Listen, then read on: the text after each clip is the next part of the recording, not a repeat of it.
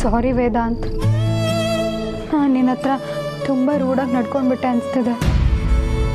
ಅದು ನನ್ನ ಉದ್ದೇಶ ಆಗಿರಲಿಲ್ಲ. ನಾನು ಹೋಗಲ್ಲ ಅಂದರು ನೀನು ಪದೇ ಪದೇ ಕೆತ್ಕಿ ಕೇಳಿದಾಗ ನನಗೇನು ಹೇಳಬೇಕು ಅಂತಲೇ ಗೊತ್ತಾಗಲಿಲ್ಲ. ನಾನು ಆ ಥರ ಮಾತಾಡಲಿಲ್ಲ ಅಂದಿದ್ರೆ ನೀನು ಸುಮ್ಮನಿರ್ತಿರ್ಲಿಲ್ಲ. ಹಾಗಂತ ನಾನು ಸತ್ಯ ಹೇಳುವಾಗೂ ಇಲ್ಲ. ನೀನು ಕೋಪ ಮಾಡಿಕೊಂಡು ಸ್ವಲ್ಪ ದುಡ್ಕಿದ್ರು ಹಾಳಾಗೋದು. ಅದಕ್ಕೆ ಜೀವನ, ಅದಕ್ಕೆ ಹಾಗೆ ಮಾಡಿದೆ. I am sorry.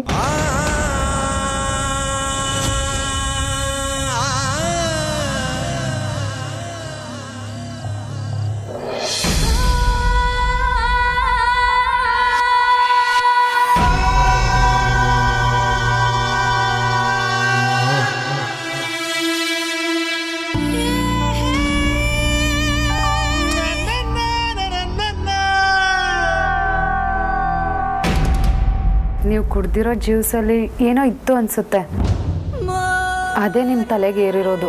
ಹೌದಾ? ಇದ್ರೂ ಇರ್ಬೋದು. ನಾನು ಫುಲ್ ಬಾಟ್ಲ್ ಹೊಡೆದ್ರು ಇಷ್ಟೆಲ್ಲ ಅಕ್ಕಿ ಕುಡಿಯಲ್ಲ.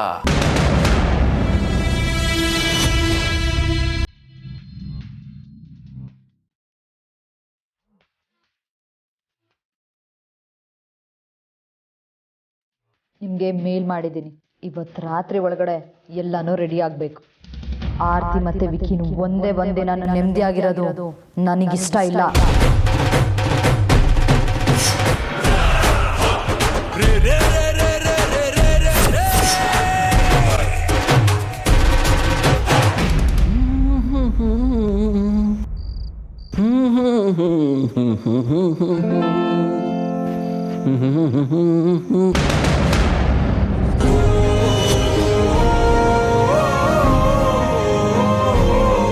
ಇಲ್ಲಿ ನಿಂತ್ಕೊಂಡು ಏನು ಇಷ್ಟ ಮಾಡ್ತಾ ಇದೆಯಮ್ಮ?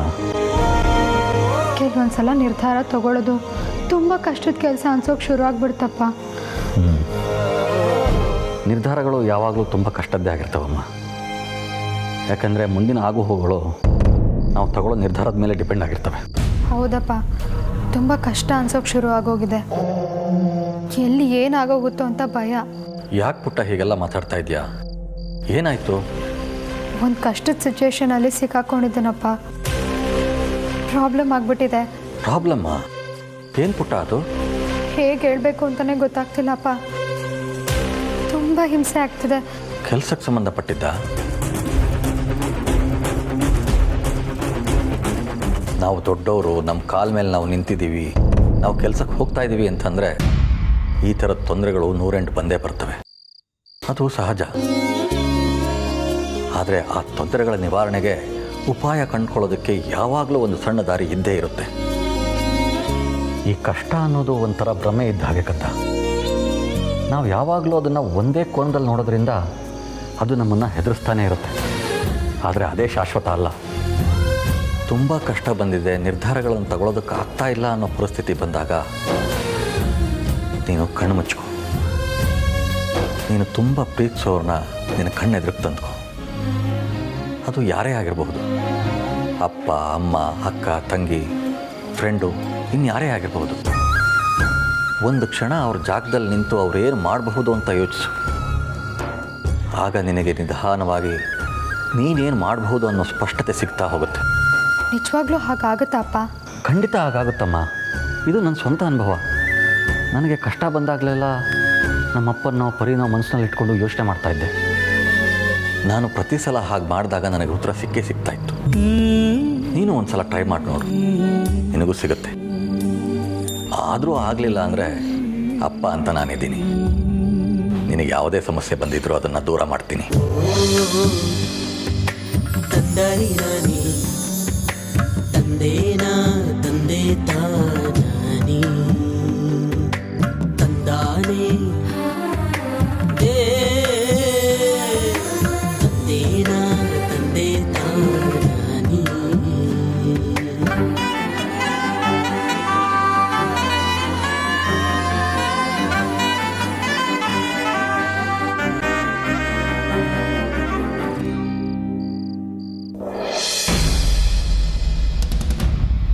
ಅಲ್ಲ, ನನಗೆ ನೀನು ಯಾರು ಅಂತ ಕೇಳ್ಬಿಟ್ಲಲ್ಲ. ವಿಕ್ರಾಂತ್ ಆರ್ತಿನ ಮದುವೆ ಆಗ್ತದಾನೆ ಹೊರತು ನೀನು ನನ್ನೆಲ್ಲ ಅಂತ ಹೇಳ್ತಾಳಲ್ಲ, ಎಷ್ಟು ಕೊಬ್ಬಿರ್ಬೇಡ ಅವಳಿಗೆ. ನನ್ನನ್ನು ಕಂಟ್ರೋಲ್ ಮಾಡೋಕ್ಕೆ ಬರಬೇಡ. ನಾನು ನೀನೋ ಫ್ರೆಂಡ್ಸ್ ಕೂಡ ಅಲ್ಲ, ಪರ್ಸ್ನಲ್ ತುಂಬ ಇರುತ್ತೆ ಅಂತ ಹೇಳ್ತಾಳಲ್ಲ, ಎಷ್ಟು ಸೊಕ್ಕೆ ಅವಳಿಗೆ. ಕರೆಕ್ಟಾಗಿ ಹೇಳಿದವನಲ್ಲ, ಅಷ್ಟಕ್ಕೊಂದು ನೋಡಿ ಯಾರು ಹೋದ ಹೇಳಿಶಿ ನೀನ್ ಯಾಕೆ ಅವಳ ಬಗ್ಗೆ ಅಷ್ಟೆಲ್ಲ ಕೆಡ್ಸ್ಕೋಬೇಕು ಹೇಳು. ಅವಳೆಲ್ಲ ಕಾನ್ಫರೆನ್ಸಿಗೆ ಹೋಗೋದಕ್ಕೆ ಆಗಲ್ಲ ಅಂದ್ರೆ ನೀನೇ ಹೋಗ್ಬಾ. ನೀನ್ ಯಾಕೆ ಇನ್ನೊಬ್ಬರ ಮೇಲೆ ಡಿಪೆಂಡ್ ಆಗ್ತಿದ್ಯಾ? ಅವಳಿನ ಜೊತೆ ಮೊದಲನೇ ಸಲ ಇಷ್ಟು ಮಾತಾಡೋದಕ್ಕೆ ನೀನು ಇಷ್ಟ ಫ್ರೆಂಡ್ ಆಗ್ತಿದ್ದೀರಾ? ನೀನು ಅವಳ ಜೊತೆ ಎಷ್ಟು ಸಲ ಈ ರೀತಿ ಮಾತಾಡಿದ್ಯಾ?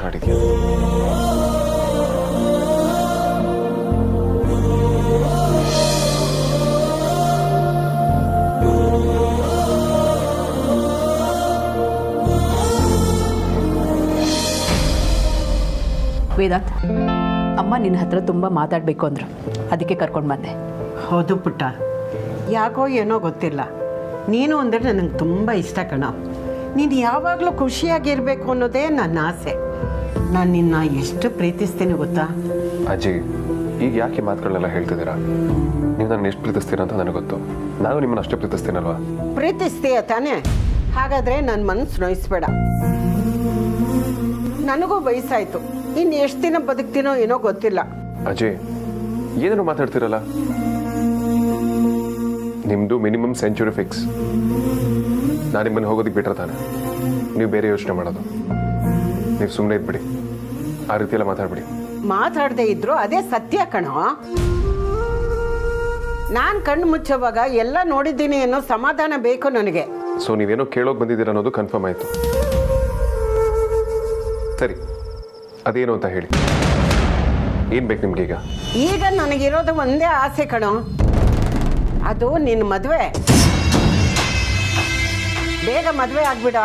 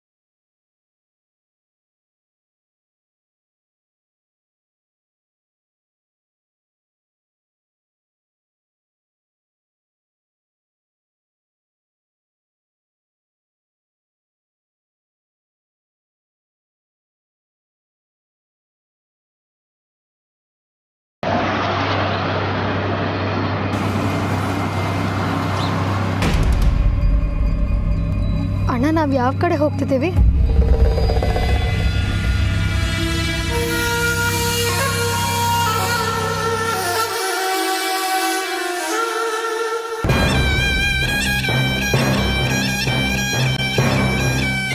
ಇವನೇನು ಹೀಗಾಡ್ತಾನೆ?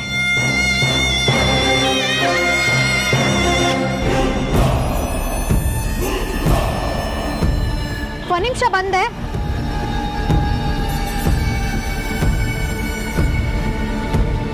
ಮೊದಲು ಫೋನ್ನ ಚಾರ್ಜ್ಗೆ ಹಾಕಬೇಕು. 2 ನಿಮಿಷನೋ 5 ನಿಮಿಷನೋ ಎಷ್ಟಾಗುತ್ತೋ ಆಗಲಿ. ಈ ಕಾರಲ್ಲಿ ಫೋನ್ ಯಾಕೆ ಚಾರ್ಜ್ ಆಗ್ತಿಲ್ಲ ಗೊತ್ತಾಗ್ತಿಲ್ವಲ್ಲ. ಬ್ಯಾಡ್ ಡೇ ಅಲ್ಲಿಗ.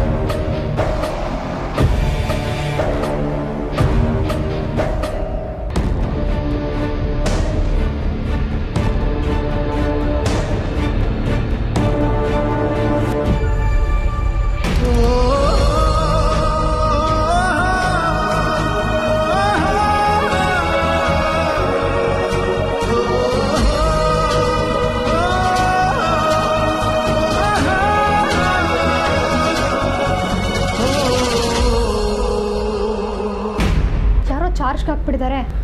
ಕಿತ್ತಾಕ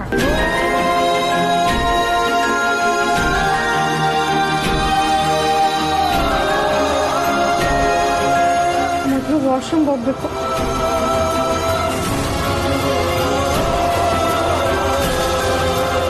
ಜೊತೆಯಲಿ ಜೊತೆಯಲಿ ಇರುವೆನು ಹೀಗೆ ಎಂದು ಹೊಸ ಹರುಷವ ತರುವೆನು. ಅಕ್ಕ ಏನ್ ಸಖತ್ತಾಗಿ ಹಾಡು ಹೇಳ್ತೀಯ ನೀನು. ಸರಿಗಮಪ ಟ್ರೈ ಮಾಡು. ಸುಮ್ಮನೆ ಸುಳ್ಳೆಲ್ಲ ಹೇಳ್ಬೇಡ. ನಂಗೆ ಹಾಡೋಕ್ಕೆಲ್ಲ ಬರಲ್ಲ. ರಾಗ ತಾಳ ಲಯ ಏನು ಗೊತ್ತಿಲ್ಲ. ಏನೋ ಸುಮ್ಮನೆ ಟೈಮ್ ಪಾಸಿಗೆ ಗುಣಗ್ತಿರ್ತೀನಿ ಅಷ್ಟೇ. ಸರಿ, ನಂಗೆ ಕೋಚಿಂಗ್ ಕ್ಲಾಸ್ ಇದೆ, ಬರೋದು ಲೇಟ್ ಆಗುತ್ತೆ. ಅಮ್ಮಂಗೆ ಹೇಳ್ಬಿಡು. ಅಮ್ಮ ದೇವಸ್ಥಾನಕ್ಕೆ ಹೋಗಿದ್ದಾರೆ ಕಣೆ. ಅಯ್ಯೋ, ಅದಕ್ಕೆ ನಿಂಗೆ ಹೇಳ್ತಿರೋದು. ಮಜ್ಜಿಗೆ ಕುಡ್ಕೊಂಡು. ನಂಗೆ ಬೇಡ, ಹೋಗಕ್ಕ.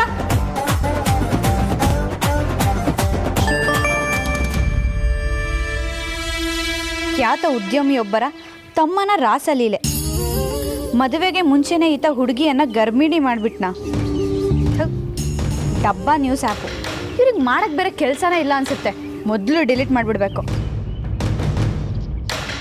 ಯಾರ ಬಗ್ಗೆ ಇರ್ಬೋದು ನೋಡೇ ಬಿಡೋಣ.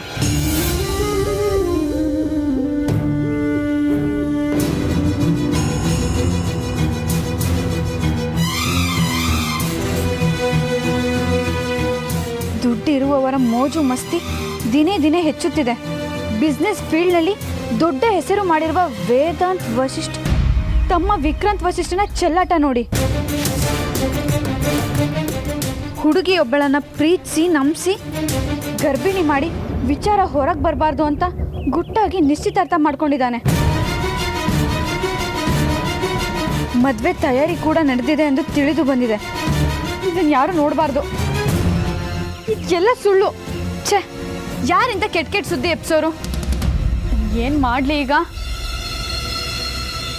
ವಿಕ್ಕಿ ಬಾವಂಗೆ ಕಾಲ್ ಮಾಡಿ ಹೇಳಬೇಕು. ಅವ್ರೇನಾದರೂ ಮಾಡ್ತಾರೆ. ಎಸ್, ಅದೇ ಕರೆಕ್ಟು.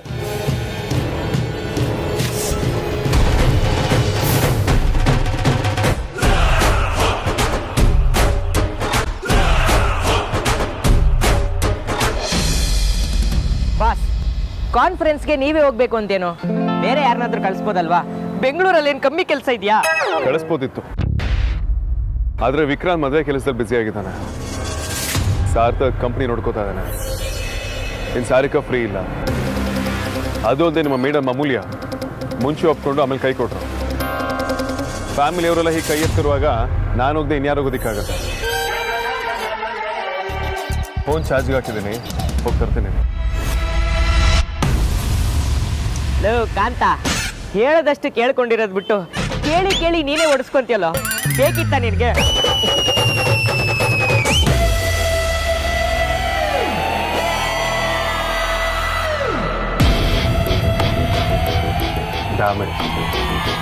ಎಂತ ಜನ ಇರ್ಬೋದು. ಚಾರ್ಜ್ ಹಾಕಿರೋ ಫೋನ್ ತೆಗೆದು ಅದು ನನ್ನ ಚಾರ್ಜರಲ್ಲಿ ಫೋನ್ನ ಚಾರ್ಜ್ ಮಾಡ್ಕೋತಿದ್ದಾರೆ. ಇವರೆಲ್ಲ ಯಾವಾಗ ಉದ್ದಾರ ಆಗ್ತಾರೋ. Mine is a totally different charger. ಸರಿಯಾಗಿ ಫಿಟ್ ಕೂಡ ಆಗ್ತಿಲ್ಲ ಇದಕ್ಕೆ. Mannerless people.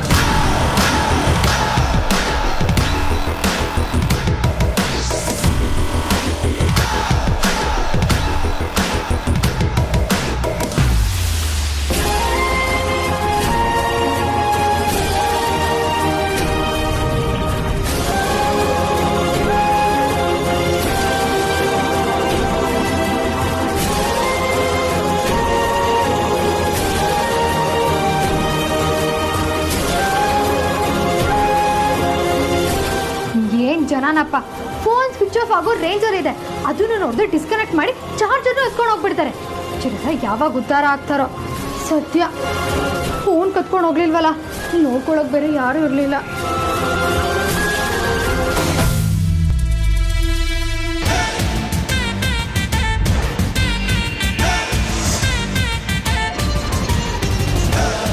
ಅಯ್ಯೋ ದೇವ್ರೆ ದೇವ್ರೆ, ನಿನ್ನೆ ತಾನೇ ಇವನು ಮೈಸೂರು ಅಂದಿದ್ನಲ್ವಾ?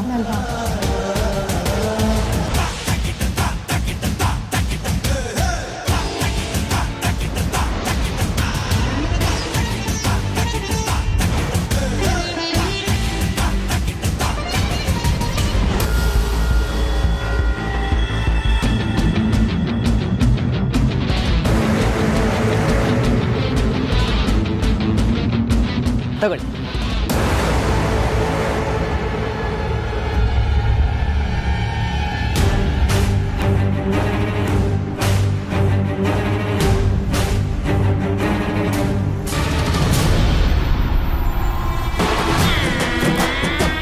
ಅದಕ್ಕೆ ಹೇಳೋದು ಈಡು ಜೋಡು ಅಂತ. ಅಲ್ಲ ಬಾಸು ಪೆಟ್ರೋಲ್ ಹಾಕ್ಸಕ್ ಬಂದ ಜಾಗದಲ್ಲಿ ಇವ್ರು ಇದಾರಲ್ಲ, ಇರು ಕರೆದು ಬಿಡೋಣ. ಅಮೂಲ್ಯ ಮೇಡಮ್,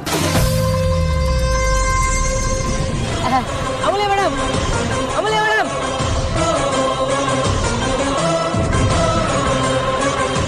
ಅಮೂಲ್ಯ ಮೇಡಮ್, ಕಂತ ಕಂತ, ಅಮೂಲ್ಯ ಮೇಡಮ್,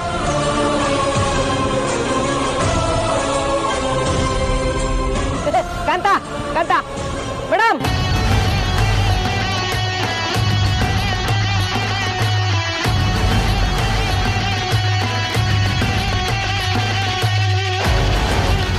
ಅಮೂಲ್ಯ ಮೇಡಮ್, ಅಮೂಲ್ಯ ಮೇಡಮ್, ಕಾಂತ ಕಾಂತ ಮೇಡಮ್.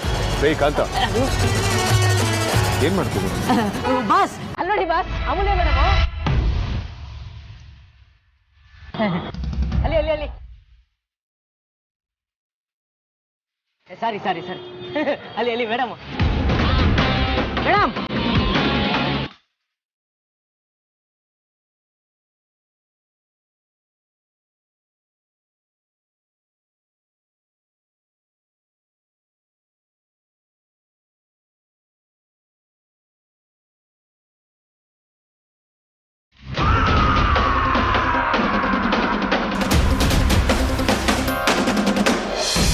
ಆರತಿ ಅಕ್ಕ, ಎಂತ ಕೆಲಸ ಮಾಡಿದ್ಯಾ ನೀನ್? ಹೀಗೆ ಮಾಡ್ತೀಯ ಅಂತ ನಾನು ಅನ್ಕೊಂಡಿರ್ಲಿಲ್ಲ. ಸಾರಿ ಕಾಕ, ನಿಂಗೆ ಇಲ್ಲೇನು ಕೆಲಸ? ಸುಮ್ಮನೆ ಏನೋ ಮಾತಾಡಬೇಡ. ಏನೇನೋ ಮಾತಾಡಕ್ಕೆ ನನ್ಗೇನು ಹುಚ್ಚಲ್ಲ. ನೀನೇನು ನ್ಯೂಸ್ ನೋಡಿದ್ಯಾ? ನೀನೇನು ನೋಡಿರ್ತೀಯ? ಬಾವಿ ಕಪ್ಪೆ ಥರ ಮನೆ ಕಾಲೇಜು ಅಷ್ಟೇ ಗೊತ್ತಿರೋದು ನಿನಗೆ. ಎಲ್ಲ ಕಡೆ ಆರತಿ ಅಕ್ಕೊಂದು ವಿಕ್ಕಿದೆ ಸುದ್ದಿ.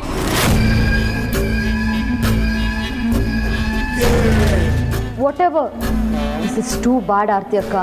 ನೀನು ಸುಮ್ಮನೆ ಇರ್ತೀಯೋ ಇಲ್ವೋ? ಯಾಕೆ ಅವಳ ಮೇಲೆ ರೇಗ್ತಿದ್ಯಾ ಅದಿತಿ? ಏನಾಯ್ತು ಸಾರಿಕಾ? ಏನು ಸುದ್ದಿ? ಏನಕ್ಕ, ಏನು ಗೊತ್ತಿಲ್ದಿರೋರ್ ಥರ ಮಾತಾಡ್ತಿದ್ಯಲ್ಲ. ನೋಡಿಲಿ.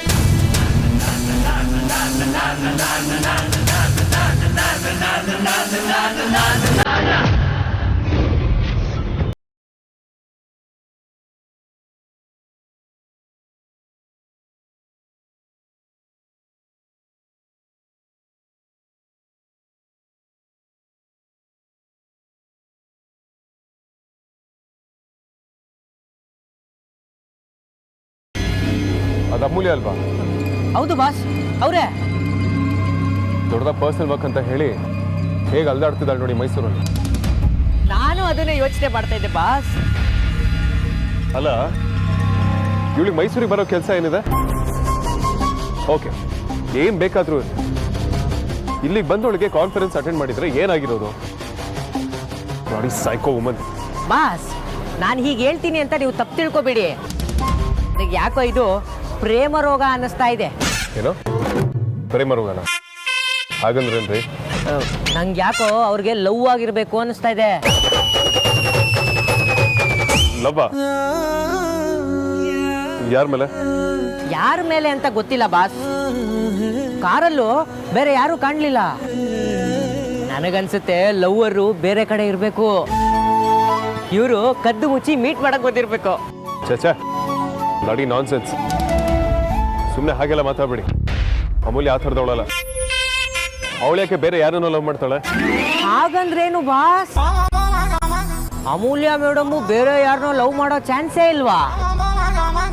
ಅದು ಹೇಗೆ ಅಷ್ಟು ಕಾನ್ಫಿಡೆಂಟ್ ಆಗಿ ಹೇಳ್ತೀರಾ? ಅದು ಹಾಗಲ್ಲ. ಐ ಮೀನ್ ಟು ಸೇ, ಗೊತ್ತಾಯ್ತು ಬಿಡಿ. ಅವ್ರೇನಾದ್ರೂ ಲವ್ ಮಾಡಿದ್ರೆ ಅದು ಜಸ್ಟ್ ಶರಬ್ ಅಂತ ಯಾವಾಗ್ಲೂ ಇದೇ ಆಗೋಯ್ತು. ಬರೀ ನಾನ್ ಸೆನ್ಸೇ ಮಾತಾಡ್ತೀರಾ. ಇದನ್ನ ಬೇರೆ ಆಂಗಲ್ ಇಂದ ಯೋಚನೆ ಮಾಡಿ. ಇದರಲ್ಲಿ ಬೇರೆ